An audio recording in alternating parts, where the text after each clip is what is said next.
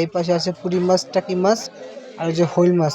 বন্ধুরা এখন আমি আছি শিবচর মাদারীপুর, এটা থানা শিবচর।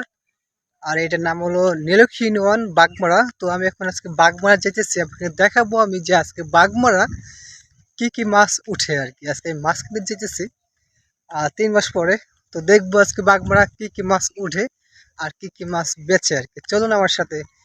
হেই বন্ধুরা, বাগমারা আস্তে আস্তে একদম পুরো বাগমারা এসেই পড়েছি। দেখুন আমি এখন বাগমারার একদম পুরো মাঝখানে আছি। তো আমি এখন যাবো হলো মাছ বাজারের গলিতে। এই যে সেই গলিটা, আমি নামছি নিজাম ভাইয়ের দোকানের পাশ দিয়ে। তারপরে দোকান বাজবে শাহিন ভাইয়ের দোকান, তারপরে বাজবে হলো ইসের দোকান আর কি, তরকারির দোকান।